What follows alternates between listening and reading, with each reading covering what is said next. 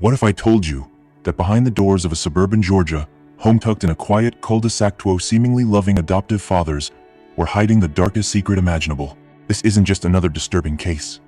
Alright folks, buckle up because this story is darker than a blackout during a horror movie marathon. Today, we're diving into the twisted case of Zachary and William Zulock, a Georgia couple who didn't just betray the trust of two adopted children, they obliterated it. Here they are, looking like they just walked off the set of a bland suburban sitcom.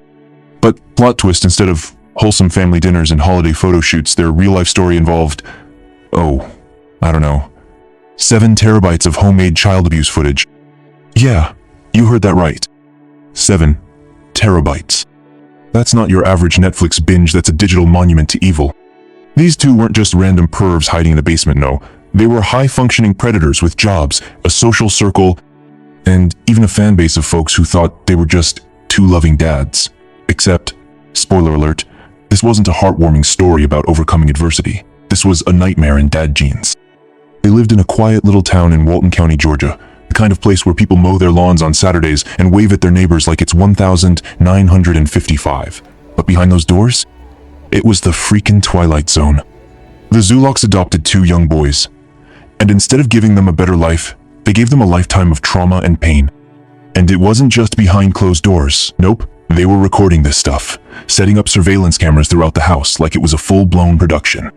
If that's not the most horrifying misuse of home security since the Ring doorbell, I don't know what is.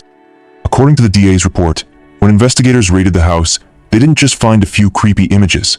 They found a whole digital empire of abuse. 7 terabytes of videos, multiple devices, graphic messages. It was like the worst episode of Black Mirror you could possibly imagine. Welcome to Mystery Unveiled, True Crime. Thank you, my viewers. A special thank you to our loyal subscribers for joining us as we uncover the darkest, most gripping true crime stories every single day. Your support fuels our mission to bring you both infamous cases and chilling untold mysteries. Don't forget to hit that subscribe button and turn on notifications. You won't want to miss what's coming next. This wasn't just crime, this was calculated evil. And it all started unraveling in 2022 when a cyber tip landed on the desk of the Georgia Bureau of Investigation. What happened next would send shockwaves through the justice system, traumatize a small community, and raise disturbing questions about who's watching over our most vulnerable children. Alright folks, you ever look at a couple and think, wow, they've really got it together? Nice house, clean-cut looks, Pinterest-worthy family photos, and then boom, turns out they're hiding something straight out of a horror movie. That's the Zachary and William Zulock starter pack. So here's the deal on the outside. These guys were your typical middle-class gay couple living in Oxford, Georgia. Smiles, matching shirts, a white picket fence. Basically a hallmark card for progressive family life. They even adopted 2 young boys, which, on paper, made them look like heroes. I mean, adoption? That's supposed to be a selfless act. But plot twist, it was just a mask. A really expensive, taxpayer-funded mask hiding something grotesque. Zachary Zulock? The louder one of the 2, slick hair, big talk, always posting on social media. This guy worked for a government contractor, yes, the kind that deals with sensitive tech stuff. And William? He was more low-key, a former bank employee who later stayed home full-time. They called him the quiet one, which, let's be real, is always sketchy in a case like this. Their Facebook timeline? Pure gold staged beach trips, cringy dog filters, posts about love winning. You'd think they were the poster couple for modern families. But behind the Instagram filters and rainbow flags, they were operating what the DA later described as a literal house of horrors. Neighbors said they were nice, friendly. You know, the usual suburban script. One woman even said, they seemed like such loving parents. Yeah, that aged like milk. Because while they were putting on that show for the cul-de-sac, inside that house, they were recording some of the most disturbing footage investigators had ever seen. Now get this, these 2 weren't just secretly monsters. They were meticulous about it. The house was rigged with surveillance cameras, not for safety, mind you, but to film themselves committing acts so vile, even seasoned agents had to leave the room during the investigation. But we'll get there later. Right now, we're sticking with the masks they wore. Zachary was always eager to talk about family values, even gave interviews about being a proud adoptive parent. Dude probably thought he was untouchable. And William? He played the background role. Quiet, reserved, never too loud. Like he was trying to blend into the wallpaper while the real horror played out. Together, they pulled off the ultimate con, convincing an entire community, and even the child welfare system, that they were saviors, loving dads, role models. But that trust? It was a smokescreen for something way, way darker. They fooled social workers, adoption agencies, and even church groups. Yes, church groups. They went out of their way to show up in all the right places. They donated, they volunteered. Anything to keep eyes looking away from what was really going on. So now you're probably wondering, how does a couple this twisted end up being given 2 innocent children? How do they pass background checks, interviews, and home inspections? The real answer? A deadly mix of charm, deception, and a system that was way too eager to close a file and slap a happy ending label on it. But this wasn't a happy ending. It was the beginning of a real-life nightmare. Because behind the smiles, the selfies, and the carefully curated image, Zachary and William Zulock were planning something unthinkable, and it all started long before the cameras rolled. So we peeled back the suburban curtain, and surprise, it's not a Hallmark movie. It's a damn horror flick with Wi-Fi and a mortgage. The Zulocks weren't just creepy behind closed doors, they were full-blown villains straight out of a nightmare, and what they did next will straight up make your blood boil. So let's talk about the house. From the outside, it looked totally normal. 2 stories, well-kept lawn, decorative lights during Christmas. Inside, it was wired like a freaking underground studio. These dudes didn't just abuse their adopted kids, they filmed it. Like, deliberately. They set up cameras, prepped scenes, and created literal video content featuring those poor boys, and I don't even want to imagine what was going through their sick minds when they hit record. Now here's where it gets even more disgusting. They weren't just filming for their own sick satisfaction. Nah, this was for distribution. They were sending this stuff across a whole damn network of predators. The authorities described it as a child sexual exploitation ring, and these two? They weren't just participants, they were contributing creators. Yup, like the worst kind of influencers you can imagine. The tech investigators traced the videos to encrypted platforms. One of them was an invite-only group of abusers swapping content like baseball cards, and guess who was right in the middle of it? That's right, Mr. Clean-cut contractor and his quiet husband. These videos weren't just occasional clips, we're talking planned shoots. Multiple angles, lighting, sound, scripted voice commands. This wasn't a mistake. It was industrial-grade evil. Now pause for a second. Remember, these were adopted children, kids placed in their care by the state that was supposed to protect them. And these monsters violated every single ounce of trust, law, and morality in the worst way possible. They were using those boys like props in their perverted productions. There's no soft way to say that, no metaphor that makes it any easier. It was straight up demonic. The investigation found hundreds of files. Hundreds. Videos, images, chat logs. And get this, some of the footage was dated just days after the kids were adopted. That's how fast the abuse started. They weren't just grooming, they were waiting for this, planning it. Like the entire adoption was a twisted scheme from the very beginning.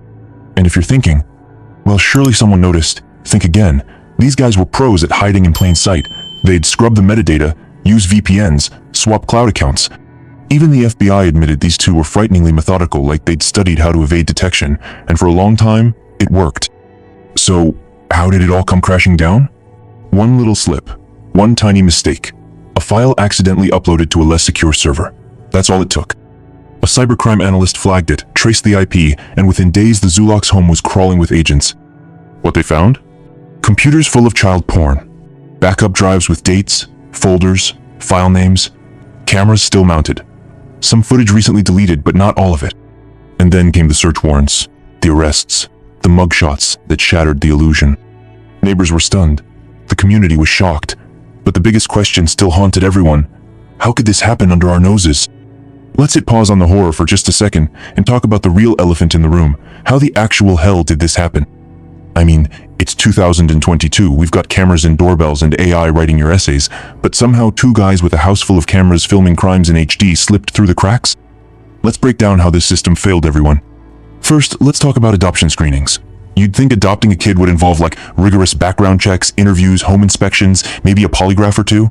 But apparently, all it takes is a decent credit score and a few Instagram-worthy family pics.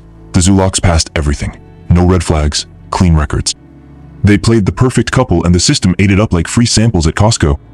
The agency in charge? Well, they did check the boxes. Home visits? Check. References? Check. Couple seemed loving? Big check. What they didn't check? The hidden surveillance cameras in the house. Or the encrypted cloud storage. Or the fact that Zachary was chatting with convicted predators online under fake usernames. But to be fair, how could they?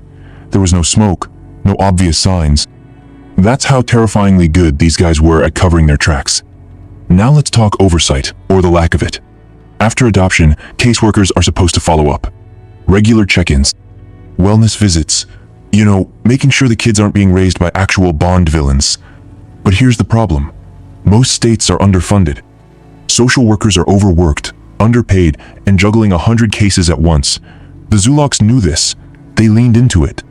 They kept things squeaky clean on the surface, just long enough to make it look like everything was peachy. And the kids? Too young to talk, too scared to scream. One neighbor later said, they were always quiet. Which, yeah, that's the point. The abuse made sure of that. And without visible bruises or public outbursts, no one suspected a thing. But the biggest red flag? The internet. Let's rewind to the cyber tip that cracked this case wide open. It came from the National Center for Missing Exploited Children. A tech company had flagged user-uploaded content as potential child porn. And guess where the digital trail led? Yup, straight to Zachary Zulock's IP address. He was literally uploading abuse footage to a platform monitored by law enforcement.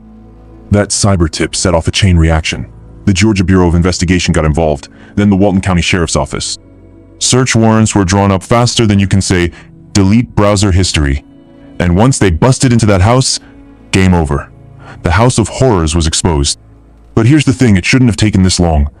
The system is supposed to protect the vulnerable. Instead, it handed two helpless boys over to monsters and walked away. There were warning signs, they just got lost in red tape and overworked departments. And the Zulocks? They played the long game. They knew how to smile for the camera and lie with ease.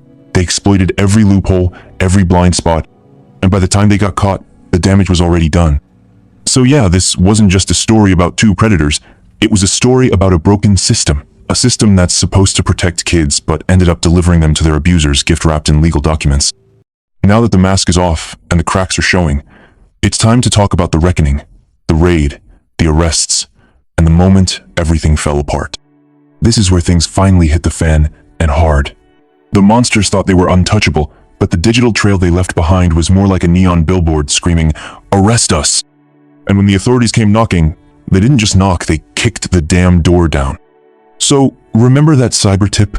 It wasn't just some vague hunch, it had timestamps, IP logs, even file previews. And once the Georgia Bureau of Investigation passed it to the Walton County Sheriff's Office, things moved at lightning speed. They coordinated with local deputies, FBI, cybercrimes, and forensic tech teams. It was go time. The Zulocks had no idea what was coming. One minute they were lounging around their home of horrors, and the next, bam! A full-blown tactical team stormed in, guns drawn, warrants ready, cameras rolling. No time to wipe hard drives or play innocent. It was a full-scale raid, and they were caught red-handed. And let me tell you, what investigators found inside that house was something out of a psychological horror film. First off, the surveillance setup? Next level creepy. Cameras hidden in smoke detectors, light fixtures, even inside the kids' rooms. And these weren't motion detection cams. These were 24/7 live feeds, feeding into a networked storage drive 7 terabytes of sickening video footage. Let me say that again, 7 terabytes. That's enough space to store thousands of hours of video. Investigators found clips of abuse from every room. The footage had timestamps, file names, and get this, tags. Like some sicko YouTube playlist. But it gets worse. They found 2 cell phones, both encrypted. One had folders full of shared media photos and videos sent to and from known offenders. Zachary Zulock was actively distributing this material. Messaging apps, private servers, dark web links, it was all there. The man was basically running his own twisted Netflix. And then came the texts. Graphic conversations. Detailed plans. Descriptions of acts so disturbing they made seasoned agents physically ill. These weren't just random musings, they were instructions, schedules, fantasies, acted out on real children. And those texts? They linked him directly to others in a wider ring, including that dude Luis Vizcarro Sanchez. Now, remember the name Hunter Lawless? Yeah, he was the one who first spilled the beans. He told investigators that Zach sent him videos.